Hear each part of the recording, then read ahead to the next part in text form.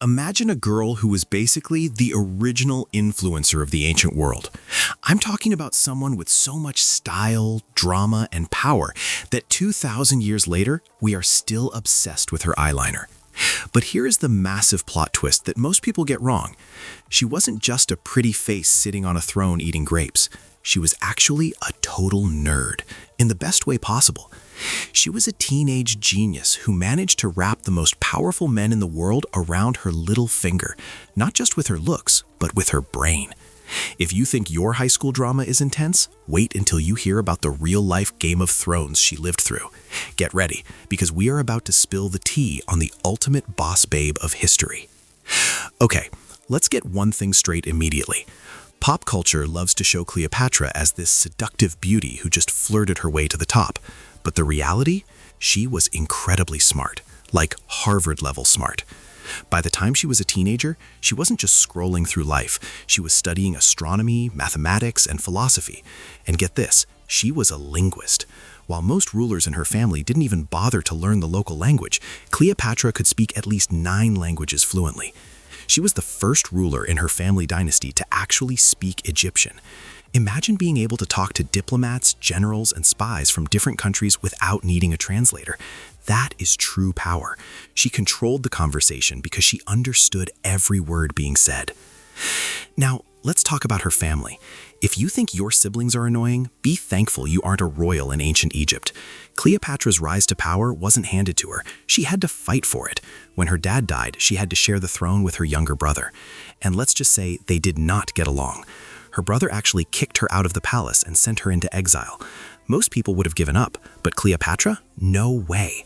She knew that Julius Caesar, the most powerful guy from Rome, was coming to town. She needed to meet him, but her brother's guards were blocking every entrance.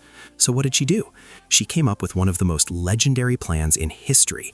She famously had herself rolled up inside a carpet, or a laundry bag, depending on who you ask, and smuggled past the guards. When the carpet was unrolled in front of Caesar, out popped the queen. It was bold, it was dramatic, and it worked instantly. This is where we need to separate the myths from the facts. A lot of movies paint her as a villain or just a romantic interest. But if you look at the deep dives, like the famous debate of history versus Cleopatra, you realize that her intellect was her real weapon. She wasn't manipulating men just for fun. She was doing it to save her country. Rome wanted to take over Egypt and steal all its wealth. Cleopatra used her alliances with Caesar and later Mark Antony to keep Egypt independent and powerful. She was a naval commander, a medical author, and a master negotiator. She understood economics better than the men trying to take her down. She was playing 4D chess while everyone else was playing checkers. Unfortunately, all good stories have an ending, and Cleopatra's is as dramatic as her life. After the death of Caesar, she teamed up with Mark Antony. They were like the ultimate power couple. Think Beyoncé and Jay-Z, but with armies. However, Rome's new leader, Octavian, wasn't having it. He declared war on them. When it became clear that they were going to lose, Cleopatra refused to be captured. She was a queen, and she wasn't going to let anyone parade her through the streets of Rome as a prisoner. The story goes that she ended her own life, possibly by letting a venomous snake, an asp, bite her. Whether it was a snake or poison hidden in a hair comb, the message was clear. She controlled her life, and she controlled her death. She went out on her own terms, remaining a queen until the very last second.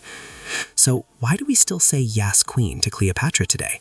It's not because she was perfect. It's because she was a woman ruling in a world completely dominated by men, and she beat them at their own game for decades. She used her brain, her charm, and her courage to keep her country safe. She proves that being powerful isn't about muscles or swords.